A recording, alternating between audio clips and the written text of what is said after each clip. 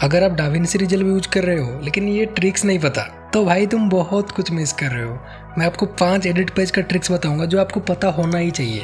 So first one is stuck timeline.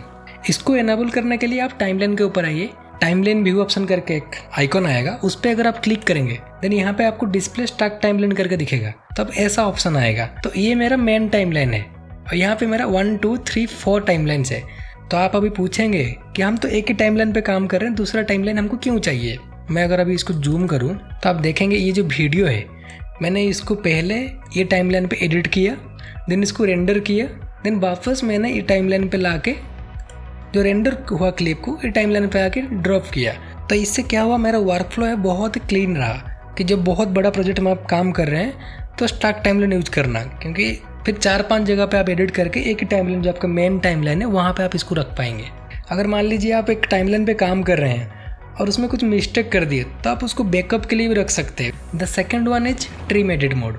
Trim edit mode से आप timeline में clip को बहुत ही इजीली मूव कर पाएंगे। ये मेरा टाइमलाइन है तो मान लीजिए मेरे को यहाँ से जो आगे का पार्ट है मेरे को आगे मूव करना है, तो मैं क्या करूँगा, पूरा क्लिप को सिलेक्ट करूँगा, फिर ऐसा करके आगे मूव करूँगा, फिर भी थोड़ा क्लिप बच गया, इसको सिलेक्ट करने में बहुत मुश्किल होगा। ऐसा नहीं करना, आपको सिंपली यहाँ पे आना है और ट्रिम मोड आपको दिखाएगा, इस पे क्लिक करना है। अगर मैं इसको पकड़ के ऐसा मूव करूँ तो जो आगे का जो पूरा पार्ट है वो भी मूव हो रहा।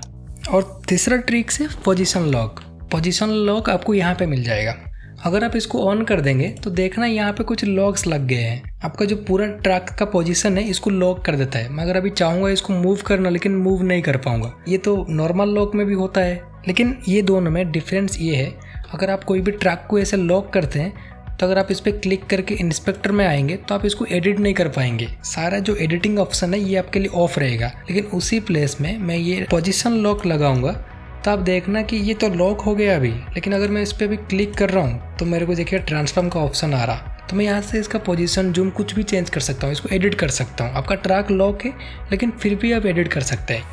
हमारा चौथा ट्रिक्स है की ट्रे। अगर आप कोई भी क्लिप में एडिट करते हैं और इस पर की फ्रेम्स लगाते हैं तो उसके लिए आप वो क्लिप को सिलेक्ट करके आपको की फ्रेम्स में आना पड़ेगा। वहाँ पे जाके आप उसका ग्राफ को एडिट कर पाएंगे।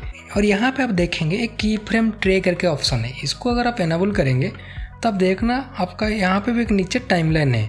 तो यहाँ पे आप इजीली फाइंड कर पाएंगे कि मेरा टाइमलाइन कहाँ से ट्रैक हो रहा। तो सिंपली यहाँ से आप इजीली एडिट कर सकते हैं इसको। और हमारा 5वां ट्रिक्स है एडजस्टमेंट क्लिप। एडजस्टमेंट क्लिप आपको इफेक्ट पैनल में मिल जाएगा। आपको सिंपली इसको ड्रैग एंड ड्रॉप करना है आपका टाइमलाइन पे।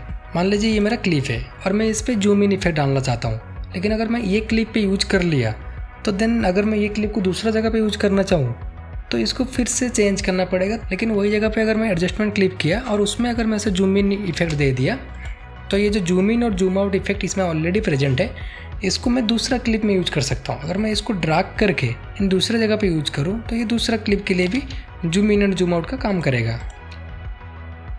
तो एक ही एडजस्टमेंट क्लिप पे आप कोई भी इफेक्ट यूज करके सेम इफेक्ट को अगेन एंड अगेन यूज कर सकते हैं। इससे आपका टाइम भी बच जाएगा और आपका वर्कफ्लो भी नॉन डिस्ट्रक्टिव रहेगा।